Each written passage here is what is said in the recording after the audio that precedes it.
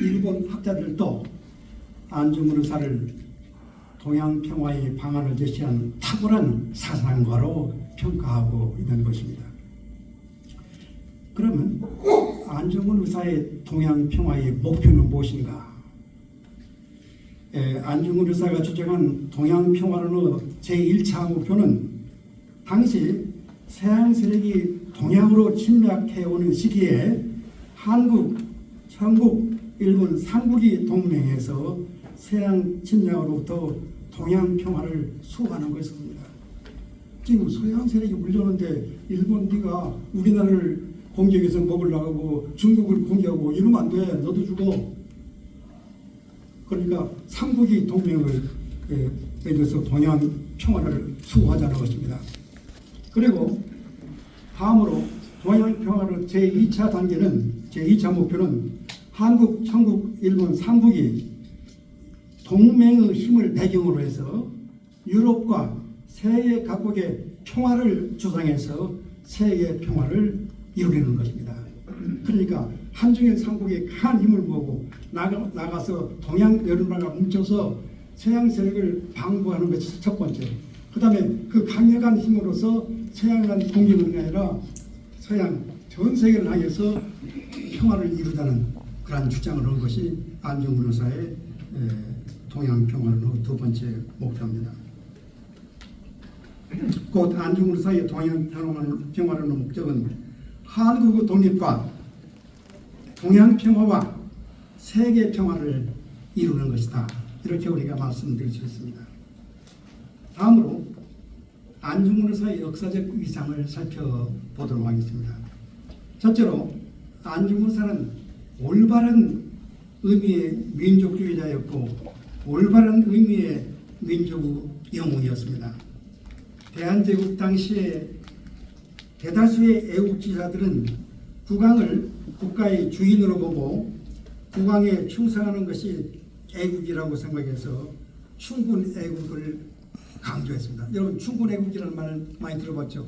충군 애국, 군주에게 충성하는 것이 바로 애국이라고 강조했습니다. 그러나 안중근 의사는 국민을 국가의 주인으로 보고 국민을 사랑하는 것이 애국이라고 생각해서 애민 애국을 강조했습니다. 충군 애국이 아니고 애민 애국, 백성들을 국민들을 사랑하는 것이 바로 애국이다 이렇게 봤어요. 차원이 다릅니다. 그러므로 안중근 의사는 하얼빈 의거 후에 일본 경시의 신문에서 한국인은 입만 열면 충군 애국이라고 한다. 나는 3천만 동포를 위해 희생하려는 자이며 황실을 위해 죽으려는 자가 아니다 라고 말을 했습니다. 이처럼 안중근 의사는 충군 애국 차원의 왕주국가 곧 황실을 위해서가 아니고 3천만 동포 곧 국민을 위해 목숨을 바치려고 하는 국민국가의식을 가지고 있었던 것입니다. 세계적으로 저명한 민족주의 연구자인 한스 콘은 개개인의 최고의 충성을 국민국가에 바치는 것이 올바른 민족주의다. 개개인의 최고의 충성을 국민국가, 왕국가 아니라 국민국가에 바치는 것이 올바른 민족주의자다. 우리가 그냥 일본과 싸운 사람 민족주의자로 얘기합니다. 그러나 그것이 아니란 얘기예요. 일본과 싸우는 뭘 위해서? 왕국가를 위한 것이냐 국민국가를 위한 것이냐 이걸 따져봐야 돼요. 국민국가를 위해서 해야 그것이 진정한 민족주의자라는 얘기죠. 안중근 의사는 국민국가의식을 가지고 국민국가에 목숨을 바친 올바른 의미의 민족주의자였습니다. 따라서 안중근 의사는 올바른 의미의 민족의 영웅이라고 할 수 있는 것입니다. 둘째로 안중근 의사는 진정한 세계주의자였고 진정한 의미의 세계의 영웅이었습니다. 대부분의 독립운동자들은 나라의 안정과 이익만을 생각하는 편협한 국수주의에 빠지게 됐습니다. 국가 멸망 상태에서 타국의 입장을 생각할 여유가 없기 때문입니다. 그러나 안중근 의사는 독실한 천주교 신자이고 하늘이 사람을 내어 모두 형제가 되었다고 하는 사회 동부주의자였습니다. 구체적으로 안중근으로서는 동양 평화론을 통해서 국가 간의 평화 공존을 주장하는 세계주의자였습니다. 영국의 저명한 역사학자 E.H. 칸은 인류를 위해 민족주의가 국제협조적인 세계주의로 대치되어야 한다고 주장했습니다. 안중근은 우리나라 독립운동가 중에서 거의 유일하게 한일 친선과 타국과의 공조를 강조하고 동양 평화와 세계 평화의 방안을 제시한 국제협조적인 진정한 의미의 세계주의자였습니다.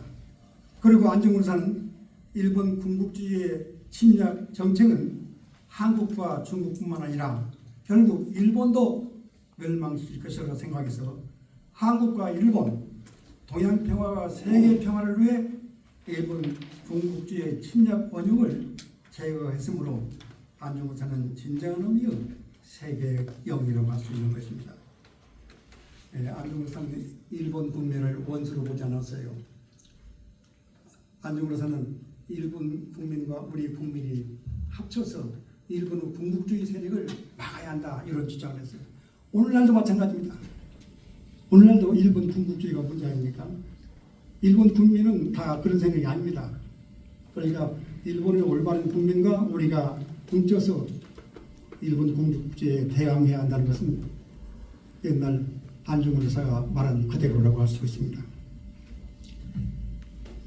매주만으로 들어가겠습니다. 한국인들은 안중근 의사를 민족의 영웅으로 평가하여 오고 있습니다. 그런데 하얼빈 의거 직후 일본 검사는 최초로 안중근 의사를 동양의 의사라고 평가했고 오늘날 일본인들은 안중근 의사를 동양 평화와 세계 평화의 방안을 제시한 탁월한 사상가로 평가하고 있습니다. 중국인들은 일찍부터 하얼빈 의거는 한국의 적뿐만 아니라 동아시아의 적과 세계의 적을 처단했으므로 안중근은 동아시아의 공로자이며 세계의 영웅이라고 평가해오고 있습니다. 이미 1914년에 박은식이 안중근전을 썼어요. 역사학자 박은식 잘 아시죠? 초대 임시정부 대통령도 저는 이 박은식 선생이 안중근을 썼는데 안중근 전에 이 서문에 여러 사람이 그 당시 유명한 중국 문인학자들이 썼는데 거기에 안중근을 그야말로 세계의 영웅, 세계의 위인, 또 세계의 공로자 이런 문구가 많이 나옵니다. 그러니까 우리는 안중근을 한국의 영웅으로 이렇게 보듬었지만은 중국인들은 안중근을 그 당시부터 세계의 영웅으로 높이 받들어 왔습니다. 그러니까 이제 맨 끝에 주얼라이 같은 그런 중국 총리도 안중근을 존경하고 그 당시 안중근 영화 젊었을 때 자기 부인과 함께 안중근 연극을 공연하기로 했죠. 그래서 그것이 이유해서 결혼해서 주얼라이 부부가 안중근 의사 연극을 계기로 해서 결혼식을 했던 것입니다. 많은 사람들은 알렉산더 대왕, 나폴레옹 황제, 징기스칸 등을 세계의 영웅으로 생각합니다. 저도 역사학자인데 한때 쭉 그렇게 생각을 해왔어요. 여러분도 그렇게 생각합니까? 네. 영웅이죠. 그러나 수많은 나라를 침략하여 파괴하고 무수한 인명을 살상한 정복자들을 진정한 의미의 세계주의자, 진정한 의미의 세계의 영웅이라고 할 수는 없습니다. 자기 나라의 이익을 위해서 남나라를 공격하고 못살게 한 이게 세계적인 영웅이라고 할 수 없는 것입니다. 안중근 의사는 국가 간의 평화 공존 사상을 가지고 목숨을 바쳐서 동양 평화와 세계 평화를 위협하는 일본 제국주의의 침략 원흉을 제거했으므로 진정한 의미의 세계의 영웅이라고 할 수가 있습니다. 여러분 감사합니다. 이것을 이렇게 말씀하셨습니다. 그리고 한 가지, 이 많은 사람들이 안중근의사를 테러리스트하고 일본 사람들이 안중근의사를 테러리스트라고 하는데 테러리스트인가? 여러분도 어떻습니까? 안중근의사 테러리스트입니까? 아닙니다. 왜 아니죠? 그래서 우리가 이걸 분명히 알아야 합니다. 테러리스트가 어떤 게 테러리스트고 어떤 것이 의상가, 이걸 우리가 알아야 하는데, 국가나 공익을 위해서 침략의 원흉 같은 특정한 인물에게 폭력을 행사한 사람은 의사입니다. 그렇죠. 국가나 공익을 위해서 침략의 원흉 같은 특정한 인물에 폭력을 행사한 사람, 이런 사람은 의사라고 할 수 있습니다. 그러나 국가나 공익을 위해서라도 불특정 다수에게 폭력을 행사한 사람은 테러리스트가 되는 겁니다. 그렇죠? 그러니까 국가나 공익을 위한다고 해서 다 의사라고 할 수 없어요. 불특정 다수에게 폭력을 한 사람은 이건 테러리스트예요. 그리고 개인을 위해서라면 불특정 다수를, 물론 특정한 인물에게 폭력을 행사한 사람도 테러리스트입니다. 우리가 이제까지 말씀드린 대로 안중근의사는 한국을 침략하고 동양 평화와 세계 평화를 파괴하는 대표적인 군국주의자를 특정해서 처단했기 때문에 당연히 의사라고 봐야 할 것입니다. 이것으로 끝납니다.